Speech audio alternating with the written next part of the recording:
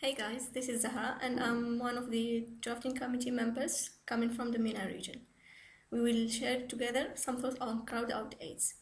So I've been asked a couple of days before about the drafting process, and I've said that it was such a great initiative to have youth drafting for youth after we had youth sharing their thoughts and their feelings and what they want from UNAIDS to do for them.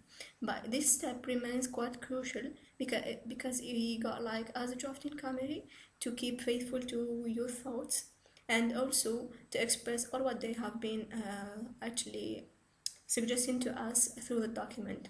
I think that so far the drafting went really well because we have opened the document online and we have been receiving feedbacks from each one on each step we were doing and undertaking, and at the end I'm sure that each one is represented in this document.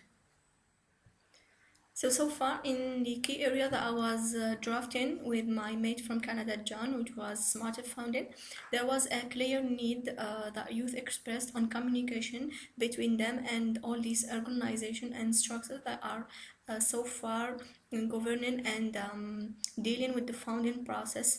And this is where we can see the role of media. And I think personally that the new medias are just like the traditional one are playing a big role because we have to keep in mind that youth are kind of divided into two groups, and each group is familiar with one of the two methods.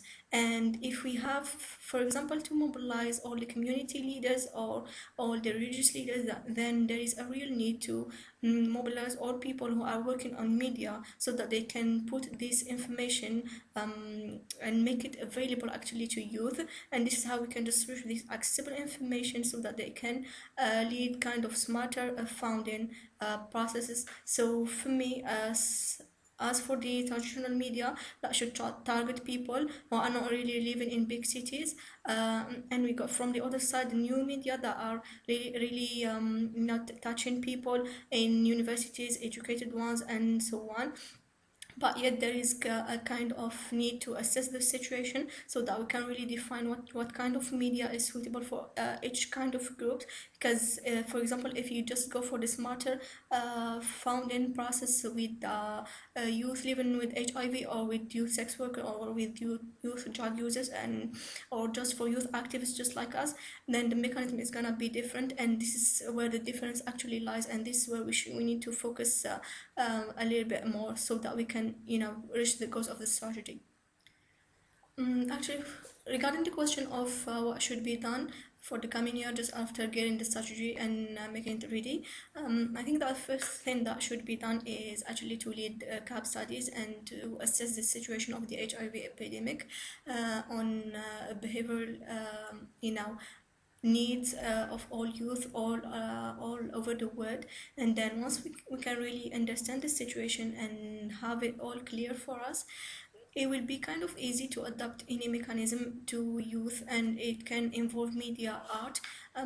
Regarding the art as well, I think that it's one of the greatest methods that can really reach easily people because they are just speaking the language that they can understand. Instead of giving conferences, I would go always for art, even though it's not that developed or that used in my country.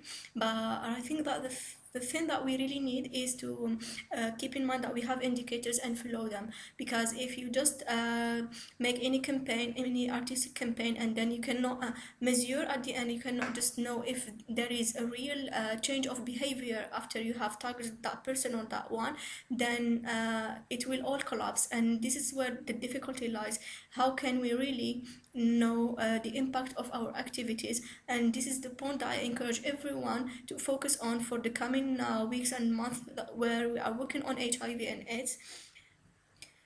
I actually hope that after all these drafting steps, we will get another big engagement from youth to make everything happen, and it's not just to be involved in the process and then after that not following it. It is from now the responsibility of each one of us, and it's a responsibility that comes according to the space you are working in, according to the field that you feel most relaxed with, and you feel that you can provide any kind of support to the HIV response. why you are using it. So just focus on that and have a clear action plan and a good operational plan that is kind of relevant and can really make sense when you just come to compare it to all what comes in the declaration or what comes in objective zero. And then I think that we can make it happen this way. So just be activist.